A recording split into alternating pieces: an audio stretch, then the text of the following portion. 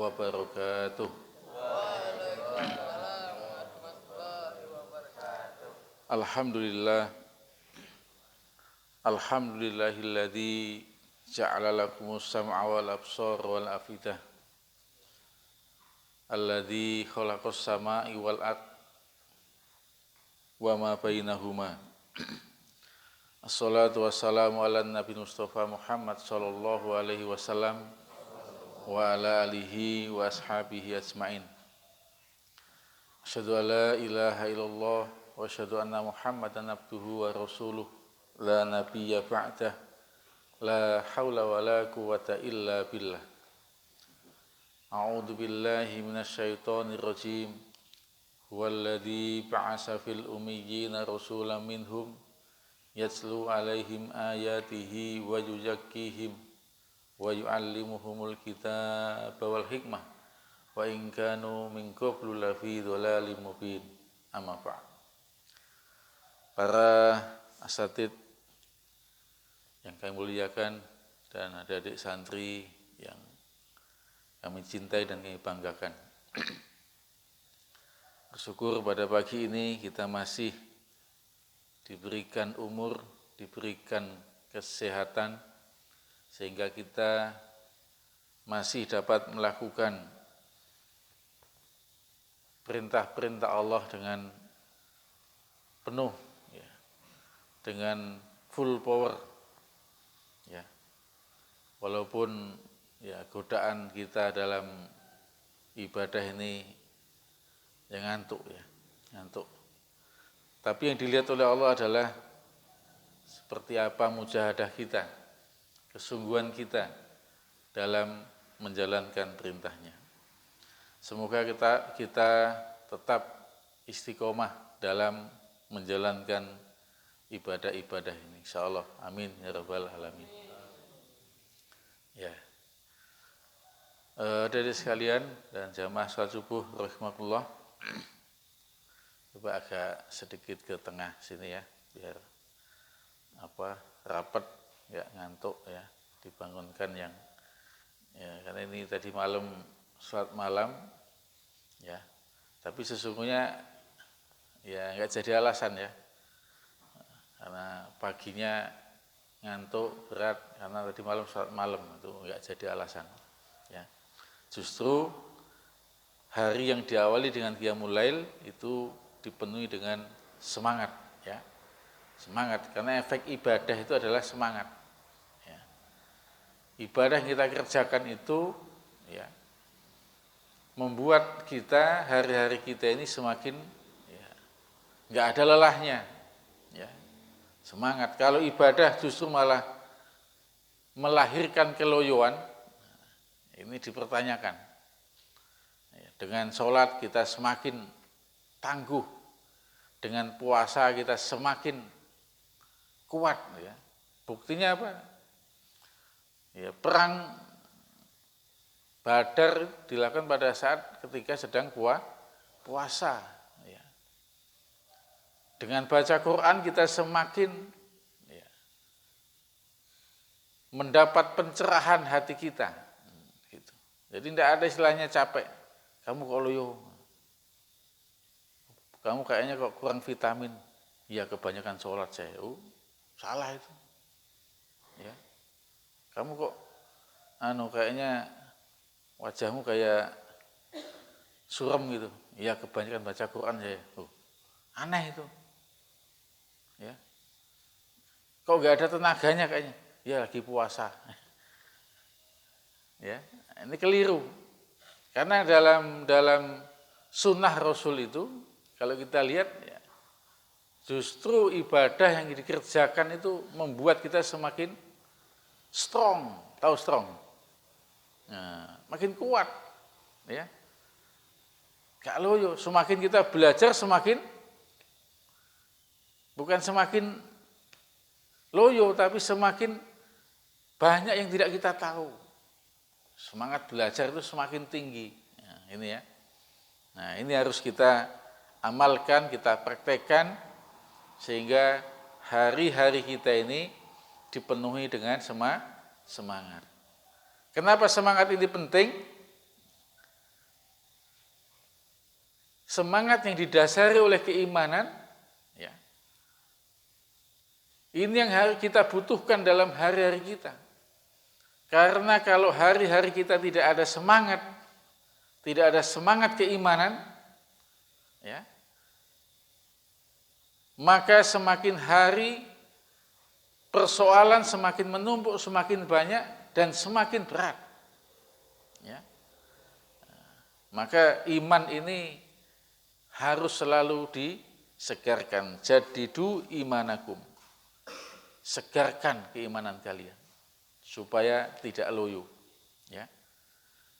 Tidak loyo, tidak menjadi generasi-generasi yang lemah, ya.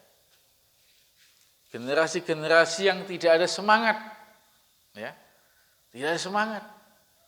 Ini bahaya ini kalau nggak ada semangat dalam hidup ini, Masya Allah, ya. Kita saja yang menjalankannya tidak enak, apalagi orang yang melihat, ya. Nggak ada semangat. Belajar loyo, belajar harus semangat. Nggak tahu tanya, ya. Nggak paham tanya, itu belajar. Jadi kalau semangat ini ada dalam diri kita dalam segala hal, banyak sekali yang dapat kita dapatkan, ya. Banyak hal yang bisa kita rasakan. Walaupun banyak sekali faktor-faktor yang membuat kita loyo, membuat kita tidak semangat, itu banyak faktornya, ya. Tetapi iman, ya, Islam itu membuat kita menjadi tidak punya alasan untuk tidak semangat. Ya. Nah, kita lihat orang-orang tua kita dulu, kita lihat para as-sabiqunal awwalun, ya. Orang tua kita, ya, semangat luar biasa. Guru-guru kita semangat, orang tua kita semangat. Coba orang tua kita di kampung demi menyekolahkan anaknya, apa yang dikerjakan orang tua kita? Yang ke kebun, berangkat pagi hari, pulangnya siang berangkat lagi. Begitulah gambarannya, ya. Nah, kita di pesantren ini dilatih, dibiasakan menjadi manusia-manusia yang seperti itu, yang seakan-akan tidak ada lelahnya, tidak ada capeknya. Karena istirahat kita sesungguhnya adalah ketika kita sudah kembali kepada Allah. Ketika kita mati, itulah istirahat kita. Istirahatnya pejuang itu adalah ketika kita sudah mati. Ya. Tapi kalau kita masih hidup begini, jangan banyak istirahat. Ya. Jangan banyak istirahat. Ada saja yang dikerjakannya itu. Karena kalau kita banyak istirahat, banyak waktu kita terbuang, dan kemudian banyak waktu yang tidak ada manfaatnya. Ya. Dan salah satu tanda indikasi keimanan adalah mengisi waktu dengan hal-hal yang bermanfaat. Ya. Bermanfaat, tidak mengisi waktu dengan hal-hal yang sia-sia, yang tidak bermanfaat. Ya. Waktunya belajar. Serius. Ya. Tadi malam saya tanya adik kan, halo, wah ini kusuk semua ini. Tadi malam saya tanya, bangunkan ini, sampai menceng-menceng pecinya itu, ya, nggak sadar lagi, la yamutu wa la yahya, ya, ya. Nah, tadi malam saya tanya, kalian berada di sini banyak mainnya apa banyak belajarnya? Kalau banyak mainnya, hasilnya apa? Silahkan nikmati sendiri, ya, nikmati sendiri nanti, karena nggak ada aktivitas yang banyak, sedikit aktivitas yang bermanfaat, akhirnya banyak aktivitas yang main-main. Nanti rasakan ketika sudah selesai, sudah lulus aliyah, disuruh ngaji belepotan, disuruh jadi imam salah-salah, ya, salah-salah, sholat maghrib 5 rakaat, ya, salah-salah, disuruh baca Al-Fatihah, nggak hafal, kan kelewatan, Al-Fatihah nggak hafal itu kelewatan, ya, ada nggak yang Fatihah nggak hafal? Pasti hafal ya, dan kita nggak tahu kapan ngapalnya Al-Fatihah itu, ya otomatis itu, ya. Nah maka ini harus kita atur, karena ke depan dari sekalian berbahagia dan kita semua, ke depan ini yang kita hadapi ini semakin hari semakin tinggi dosisnya, bukan semakin ringan, ya. Kalau MTS, ya masih bisa ketawa-ketawa, ya. SMA masih agak bisa ketawa, tapi sudah mulai nanti setelah SMA mau kerja apa ya, mau jadi pengusaha atau jadi jadi pegawai atau jadi pejuang, udah mikir tuh, apa kuliah, setelah kuliah masih mikir lagi, nanti setelah kuliah nanti mau kerja apa mau menikah, mau kerja di mana, nikah sama siapa, meningkat terus begitu. Nah kalau tidak kita manage mulai sekarang persiapan ini, jangan sampai kita jadi manusia-manusia yang tidak siap menghadapi keadaan. Setelah banyak persoalan bingung kita, kemana ini, ya. Nggak punya pijakan, nggak punya dasar dalam kehidupan ini. Sehingga karena saking bingungnya, akhirnya datang ke tempat Mbah Dukun. Tahu Mbah Dukun? Mbah Dukun. Minta, Mbah, saya ini mau melamar pekerjaan, ya mudahkanlah. Bahkan orang pinter, katanya orang pinter, padahal nggak sekolah, tapi dia pinter. Ya, dulu zaman saya masih ada itu ujian nasional, ya. Di daerah saya ada mbah, gitu juga ada mbah-mbahan namanya. Ya. Itu kalau mau ujian itu banyak orang tua bawa anaknya ke situ, penanya itu dikasih ditiup-tiup itu kan, ya. Supaya nanti ngerjakan ujian itu mudah. Nggak tahu mudah tuh gerak sendiri, nggak tahu juga, ya. Itu keyakinan juga, ya. Apa lulus? Ya lulus juga, ya, karena kebetulan ya soalnya mudah, ya kan. Tapi yang jelas tidak punya dasar dalam kehidupan, bingung. Ini yang bahaya generasi yang begini, tidak punya landasan hidup, prinsip hidup seperti apa, ya, sehingga dia harus masuk menjadi pegawai, harus nyogok, ya, harus nyogok, ya, sekian ratus juta jadi pegawai PNS, pegawai ngeri, pegawai negeri, ya, harus begitu. Itulah fakta, dan ini terjadi di mana-mana. Ada yang tahan, dia harus katakanlah menggadaikan akidahnya, ya, menggadaikan akidahnya. Beberapa tahun yang lalu saya di Medan itu ada santri kita, santri putri, ya, lulus dari Aliyah, daftar calon pramugari dan lulus jadi pramugari.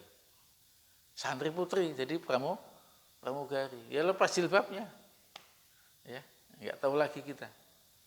Ya orang tuanya bangga, anaknya jadi pramugari, tapi harus lepas hijabnya, ya.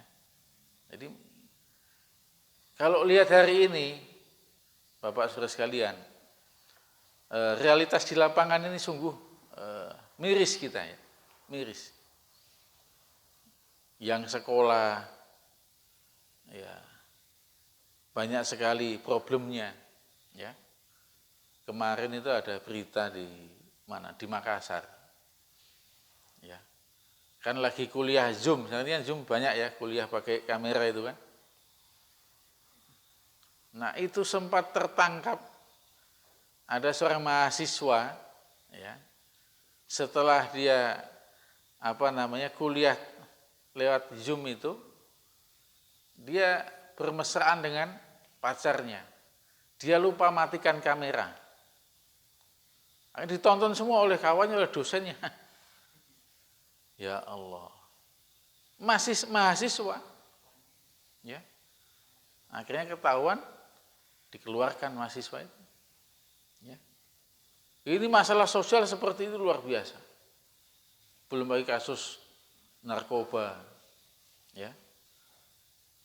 Kasus sabu-sabu, kasus pelecehan seksual, ya, di Palembang termasuk ya. Palembang beberapa hari lalu saya lihat ada berita seorang nenek-nenek memperkosa anak SMP. Nenek-nenek, coba bayangkan, nenek sudah tua, cuma anak SMP-nya dikasih uang 15.000, dipanggil ke rumah. Jadi beritanya lucu juga. Nenek-nenek memperkosa anak remaja. Ya. Ini kan mengerikan. Jadi kalau kita tidak mendasari kehidupan kita dengan iman, ya. Seperti apa hidup ini? Kayak apa kita menghadapi kehidupan ini kalau tidak bermodalkan iman? Makanya Allah katakan, yarfa'illahu alladhina amanu minkum walladhina utul ilma darajat. Ya, kehidupan kita itu akan naik apabila iman kita dan ilmu kita perbaiki. Ya. Nah, di mana memperbaiki tempat yang tepat untuk memperbaiki iman dan ilmu kita ini? Ya, di tempat-tempat pendidikan. Wabil khusus ada di pesantren. Nah, ini kesempatan kita untuk menanamkan keimanan, untuk menguatkan keimanan, sehingga kita tidak tergiur dengan ya hebohnya dunia ini. Ya. Ini yang mahal hari ini. Ini yang sulit kita temukan. Ya. Ketika orang sudah banyak cerita tentang dunia dan seisinya, ketika manusia sudah cerita tentang manisnya syahwat nafsu, tapi Islam membuat kita semakin lurus berpikir, semakin jernih dalam hati kita tentang kebenaran. Jadi sesungguhnya hidup ini, kalau kita lihat, kita rasakan itu hanya pertarungan saja itu, al-haq wal batil. Al-haq itu adalah keimanan, al-batil adalah kejahiliahan. Itu saja. Jadi kalau kita tidak membingkai, ya, melandasi hidup kita ini dengan keimanan, memang nampaknya bagus tapi dalamnya kosong. Ya, kosong. Mengerikan, ya. Anak-anak SMP di luar itu sudah ada yang kecanduan lem Aibon. Tahu lem Aibon? Nah, fungsinya untuk ngelem, malah dipakai diisep-isep. Ya, gitu. Itu polisi bingung itu mau nangkep lem Aibon karena nggak ada undang-undangnya. Kalau sabu ada. Kalau lem Aibon bingung, nggak ada pasalnya. Dan kalau orang sudah kena itu, ya sudah kayak orang setengah waras, ya kan? Jadi gini terus. Kalau dia nggak ngisep, itu kayak orang kejang-kejang, ya. Nah, itu rusak. Belum lagi pergaulan bebas, ya. Belum lagi kriminal-kriminal yang lain. Coba apa solusinya ini? Ya. Solusi dari persoalan sekian banyaknya, maka keberadaan kita di pesantren ini sangatlah besar pengaruhnya dalam kehidupan ini. Ya.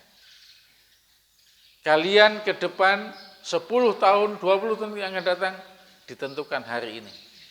Seperti apa kalian di pesantren ini? Inilah menentukan kalian. Apakah nanti jadi orang yang benar atau tidak? Hari inilah yang menentukannya. Proses-proses pendidikan ini. Ya, proses gemblengan hari ini. Ya. Jadi nanti kalau 10 tahun lagi ketemu kalian, ya, ketemu adik-adik santri ini. Assalamualaikum. Apa sekarang aktivitasmu? Alhamdulillah Ustaz, jadi dosen. Oh, mantap. Jadi masih bermanfaat. Ya. Apa kamu sekarang kegiatannya? Jadi guru ngaji. Alhamdulillah. Senang. Jadi apa kamu? Jadi kepala sekolah. Jadi pengusaha perkebunan. Jadi pengusaha, ya. Tapi lucu ada yang, jadi apa?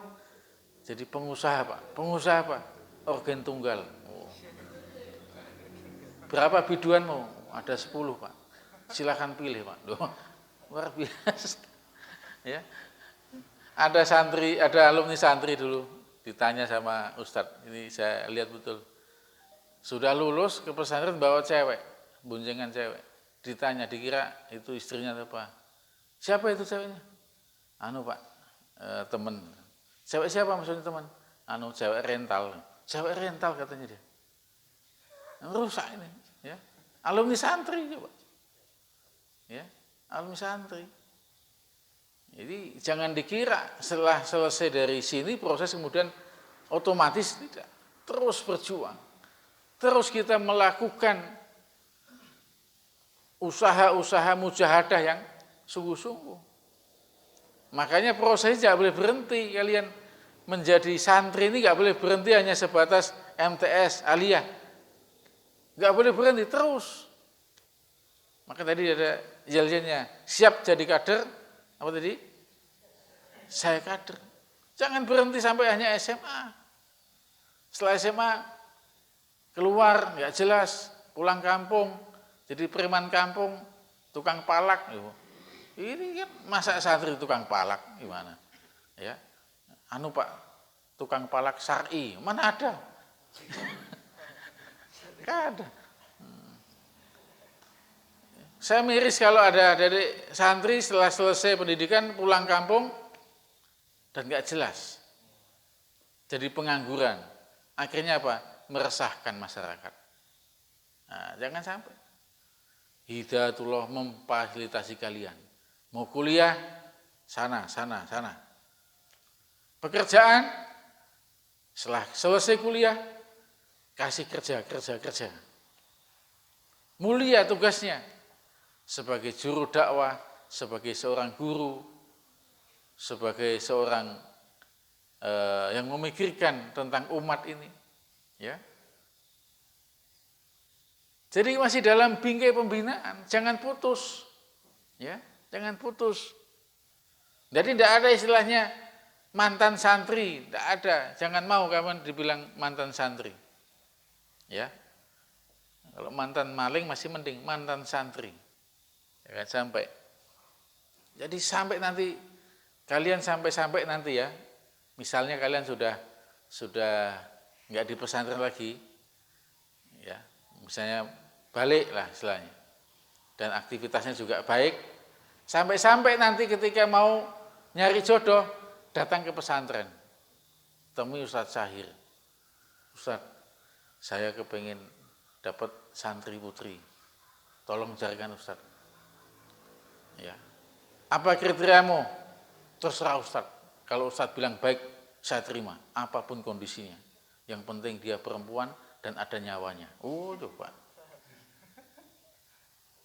Tingkat begitu, dan itu terjadi Pak. Ya, di pesantren NU itu, saudara-saudara kita itu, masalah jodoh itu serang sama Pak Kiainya. Pak Yai, saya mau nikah, carikan jodoh. Banyak. Ya. Nah, begitu juga kita, karena kita apa? Menghindari yang namanya maksiat. Pacaran menghindari. Demi keselamatan kita. Ya. Keselamatan kita. Jadi jangan hidup yang tidak ada aturan, hidup yang seenaknya, hidup yang sekedar hawahun ilahun, hawa nafsu jadi Tuhannya. Bukan begitu konsepnya. Hidup kita ini dalam bingkai iman. Ya. Dalam bingkai kebenaran, hidup yang benar, hidup yang lurus. Karena cita-cita kita adalah surga. Gimana kita mau dapat surga tapi hidup kita ini nggak benar, ngawur, ya, merokok, ya, ada rokok yang nggak ada tembakonya, ada rokok elektrik, dicolokin listrik, diisap-isap. Kata Tengku Zulkarnain, aktivitas orang bodoh itu rokok ini, ditiup, sedot, keluarin lagi, ya. Harusnya kan disedot, nggak usah dikeluarin. Keluarin lewat belakang lah. Ya, itu keluarin lagi. Ya mau begini, dari segi fisik aja sudah nggak benar. Ya, nah, jadi ikutilah Islam ini, ikutilah aturan Allah ini, selamat kita dan insya Allah menjadi manusia-manusia calon ahli surga. Itu. Jadi kalian ini sesungguhnya diantar ke sana, ya, bukan sekedar kalian nyari ilmu, bukan sekedar kalian mendapatkan ijazah, mendapatkan nilai, bukan, tapi diantar menjadi manusia-manusia yang seperti itu, manusia-manusia yang benar, ya, manusia-manusia yang lurus hidupnya, mengikuti ketentuan Allah, tidak menjadi manusia-manusia yang selalu menentang, durhaka kepada Allah. Nah, makanya kita dilatih di sini bagaimana ibadah kita. Kita dilatih bagaimana kita dalam beramal. Dilatih bagaimana kita senang belajar, senang mencari ilmu, senang menjadi orang baik.